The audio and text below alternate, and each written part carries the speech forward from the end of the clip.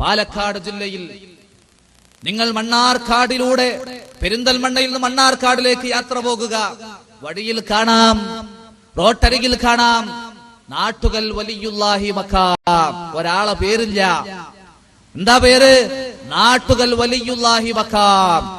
നാട്ടുകല്ലാണ് അവിടുത്തെ വലിയന്റെ പേര്. എന്താ കഥ? ഖബറിനല്ല അവിടെ സ്ഥാനം, മീസാങ്കല്ലിനാണ് സ്ഥാനം. മീസാങ്കല്ല് ഇങ്ങനെ വളർന്ന് വളർന്ന് വളർന്ന് വലുതായി. അങ്ങനെ ഏറ്റവും വലുതായി. അപ്പോഴാണ് അതാ കല്ലാണ് നിങ്ങൾ ആ കാണുന്നത്. ഞാൻ നേരത്തെ പറഞ്ഞല്ലോ, ഇസ്ലാമിൽ ഒരു കല്ലുണ്ട്. അതേതാ കല്ല്? അത് സ്വർഗത്തുനിന്നിറങ്ങിയ കല്ലാണ്, സ്വർഗത്തുനിന്ന് കൊണ്ടുവരപ്പെട്ട കല്ലാണ്. അതാണ് ഹജറുൽ അസ്വദ്. ആ കല്ലിനെ പോലും ചുംബിക്കുമ്പോൾ, അതിന്റെ അടുത്തെത്തുമ്പോൾ ഒരു മുസ്ലിമിന്റെ മനസ്സിൽ പോലും ആ കല്ല് ഉപകാരം ചെയ്യുമെന്നോ ഉപദ്രവം ചെയ്യുമെന്നോ, ഉപകാരം ചെയ്യുമെന്നോ ഉപദ്രവം നീക്കുമെന്നോ വിശ്വസിച്ചുകൂടാ എന്നതായിരിക്കണം വിശ്വാസിയുടെ മനസ്സ്. അതിനേക്കാളും വലിയ കല്ല് നാട്ടുകൽ. എന്താ അത്? ഞാൻ പറയണ്ട. ഇതൊക്കെ എന്താ അറിയോ?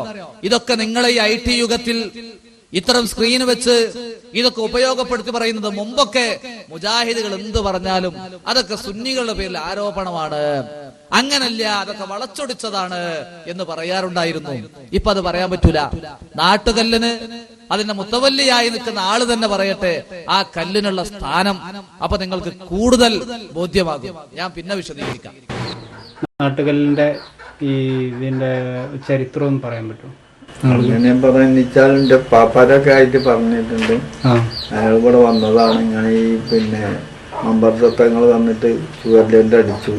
വിലായത്ത് കണ്ടു വന്ന് വിലായത്ത് ഒരു അയാൾക്ക് ഒരു ഇതുണ്ടല്ലോ, അത് കണ്ടു. അപ്പൊ ഇനി വളർന്ന മതി, രാജ്യക്കാർക്കൊക്കെ തൃപ്തിപ്പെട്ടു, നിങ്ങൾ ഇന്ന ആളാന്നൊക്കെ മനസ്സിലായി, അതുകൊണ്ട് ഇനി വളരണ്ടെന്നും പറഞ്ഞിട്ട് ഈ ചുവരിലേറ്റ് അടിച്ചതാണ്. അപ്പൊ ഒരു വടി ഒരു പൊളി ഇങ്ങോട്ടും പോണു, മറ്റേതവിടെ നിൽക്കുന്നുണ്ട്. ബീസാൻ കുത്തിയതാണ്. തറ പോകുന്നൊരു കല്ല് ബീസാൻ കുത്തിയതാണ്. അത് വളർന്നാണ്. പിന്നെ ഈ കല്ലിനൊപ്പം കാണുന്നത് ഈ ഗവൺമെന്റ് പണിക്കാരൊക്കെ വന്നിട്ട് അത് നീക്കാനും ഇതിനൊന്നും വിളിച്ചില്ല. ആ കടത്തം തന്നെ ഇപ്പം കിടക്കുന്നത്. ഈ കല്ല് വളരാൻ തുടങ്ങിയത് എന്നാണ് എങ്ങനെ ആളുകൾ അറിഞ്ഞത്? ഇത് നമ്മള് കാണുമ്പോ കല്ല് അങ്ങനെയാണ്. ഇതിന്റെ മുറിപ്പുറത്തും കല്ല് അങ്ങനെ പിന്നെ വളർന്നിട്ടില്ല. ആദ്യം വളർന്നു പറയും. എനിക്കിപ്പോ ഒരു 10-20 വയസ്സൊക്കെ ആയി. അന്നും അതങ്ങനെയാണ്. എന്റെ ബാപ്പ ഉണ്ടായിരുന്നൊന്നും അങ്ങനെ. പിന്നെ പാപ്പാരായിട്ട് എന്തെങ്കിലും ഉണ്ടോന്ന് അന്നുണ്ടായിരുന്നോന്ന് പാപ്പാക്ക് അറിയോന്ന് എനിക്കറിയില്ല. അതിന് കൃത്യമായ ഒരു ചരിത്രം ഇല്ല, എവിടെയും രേഖപ്പെടുത്തിയിട്ടില്ല. പിന്നെന്താ മൗലീദോ അങ്ങനെന്താ? ഒരു മൗലീദ് ഉണ്ട് അവിടെ. മൗലീദുണ്ട്. അതിപ്പോ ഈ ആൾക്കാർ കെട്ടി ഉണ്ടാക്കിയതാണ്, അല്ലാതെ അയാളെ അങ്ങനൊരു ഇല്ല. ആരുണ്ടാക്കിയതാ? അത് ഇവിടെ ഒരു മൗലീദ് ഉണ്ടാക്കിയതാ. കൃത്യമായ തെളിവൊന്നുമില്ല. നിങ്ങൾക്ക് ഈ ദർഗനായിട്ട് എന്താ ബന്ധം? മക്കാമിനായിട്ട് ഇല്ല. ഞാനിവിടെ ആദ്യം കാവ്യമാരായിട്ട് വന്നതാണ്. ഇപ്പൊ എൻ്റെ ഒരു ബംഗളവാനാണ് നടത്തുന്നത്. എനിക്ക് വയസ്സും ഇതൊക്കെ ആയില്ലേ. അപ്പൊ പിന്നെ ഓന് കണ്ടുകൊടുത്തു. ഒന്ന് ചെറുപ്പക്കാരനാണ്. നിങ്ങളെ പേര്? എൻ്റെ പേര് കുഞ്ഞമ്മദ് മുസ്ലിയാർ, പുത്തനങ്ങാടി. ഇദ്ദേഹത്തിന്റെ പേരെന്താണെന്ന് പറഞ്ഞു? അതിപ്പെട്ട പേരാണ്. അയാളെ പേര് ശരിക്കും അങ്ങനെ ആർക്കും കിട്ടിയിട്ടില്ല. അത് ഇസ്ഹാഖ് വലിയുള്ള നാട്ടിൽ.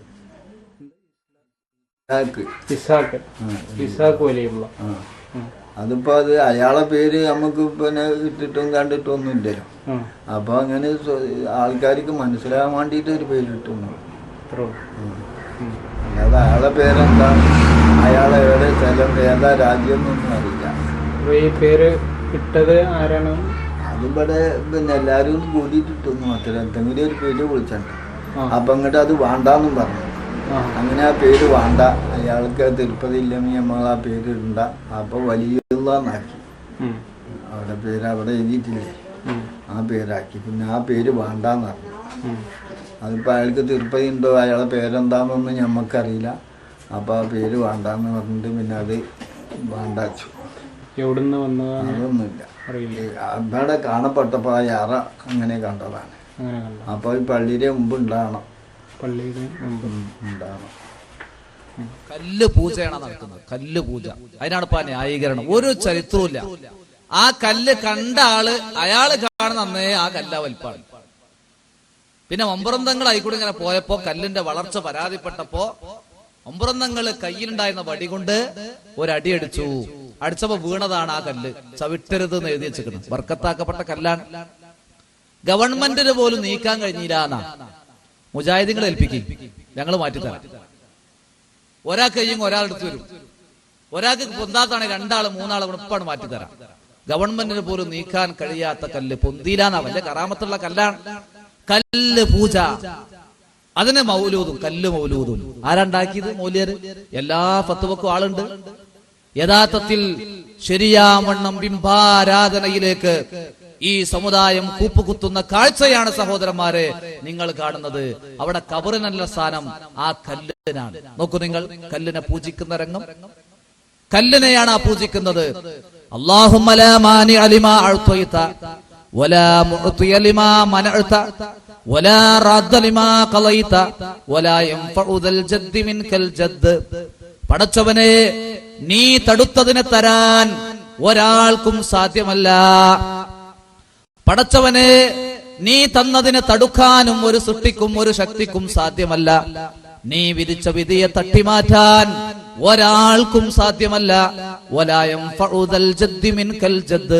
നിന്റെ അടുക്കൽ കഴിവുള്ളവന്റെ കഴിവ് പ്രയോജനപ്പെടുന്നതല്ല നാഥ എന്ന് പ്രാർത്ഥിക്കുന്നവനാണ് കല്ലിനെ പൂജിക്കുന്നത്, എന്ന് പ്രാർത്ഥിക്കുന്നവനാണ് ഖബറിനെ പൂജിക്കുന്നത്, എന്ന് പ്രാർത്ഥിക്കുന്നവനാണ് പടച്ചവനല്ലാത്തവരോട് ആരാധിക്കുന്നതും പ്രാർത്ഥിക്കുന്നതും. ഈ സമൂഹവിദാ ശുർക്കിലേക്ക് കൂപ്പുകുത്തുകയാണ് സഹോദരന്മാരെ. ഇതിൽ നിന്ന് രക്ഷ കിട്ടാതെ സ്വർഗത്തിലെത്താൻ സാധ്യമല്ല എന്ന് പഠിച്ചോ. മുജാഹിദുകൾ പറയുന്നത് കൊണ്ട് ദേഷ്യത്തോടെ വീക്ഷിക്കല്ലേ. ഇസ്ലാമികമായ പിൻബലം ഈ വാക്കുകൾക്കുണ്ടോ? ഇസ്ലാമികമായ തെളിവുതിനുണ്ടോ എന്ന് പഠിച്ചുകൊണ്ട് ശരിയായ മാർഗത്തിലേക്ക് എത്താനാണ് മുജാഹിദുകൾ പറയുന്നത്. നോക്കൂ നിങ്ങൾ, ഒരു വാഹനവും അതിലൂടെ കടന്നു പോകുന്നില്ല അവിടെ എന്തെങ്കിലും കാണിക്ക സമർപ്പിക്കാതെ. കല്ലിന് പണർന്നു കൊടുക്കുക, ഒമ്പുറത്ത് പണർന്നു കൊടുക്കണമാതിരി കല്ലിന് പണടുക. റോട്ടില് ടോള് വെച്ചാൽ ചിലപ്പോൾ ചില ഡ്രൈവർമാരൊക്കെ ആ ടോൾ ഇരിക്കുന്ന ആള് ശ്രദ്ധിക്കുന്ന ഒറ്റ പോക്കാണ്ടാവും. കല്ലോ ആ കല്ലിനെ പേടിക്കാണ്. ഇവിടെ മനുഷ്യന്മാര് പോലും ഇല്ല, കല്ലേ ഉള്ളൂ. കൊടുക്കാതെ പോയാൽ ചോദിക്കാൻ പോലും ആളില്ല, ഇട്ടുപോകും. ഇതാണ് അവസ്ഥ. ഇതുകൊണ്ടാ മൊയ്തീൻ ഷേഖ് പറഞ്ഞത്, ഇജാണോ ലാ ഇലാഹ ഇല്ലല്ലാഹ് ചൊല്ലുന്നത്? അള്ളാഹ്ക്ക് പുറമെ പല കേന്ദ്രങ്ങളിലും അഭയം തേടി പല രക്ഷയും കിട്ടുമെന്ന് വിശ്വസിച്ച് നീ എന്തിനാണോ ലാ ഇലാഹ ഇല്ലല്ലാഹ് ചൊല്ലുന്നത് എന്ന് മൊയ്തീൻ ഷേഖ് റഹ്മത്തുള്ളാഹി ചോദിച്ചത് അതുകൊണ്ടാ. ഈ ഒരു അവസ്ഥയിലേക്ക് ഈ സമൂഹമിത ആപതിക്കുന്ന രംഗമാണ് സഹോദരന്മാരെ. ഇസ്ലാമിന്റെ പേരിൽ കുട്ടികൾ മുതൽ പ്രായമുള്ളവർ മുതൽ അതിനടിമപ്പെട്ടു പോയി സഹോദരന്മാരെ. ശിർക്കിലേക്ക് കൂപ്പുകുത്തുകയാണ്. മുസ്ലിം സമൂഹം വിദ്യാസമ്പന്നരാണ് എന്നതിൽ നമുക്ക് അഭിപ്രായ വ്യത്യാസമില്ല. അതാ കല്ലിനെ പൂജിക്കുന്നു.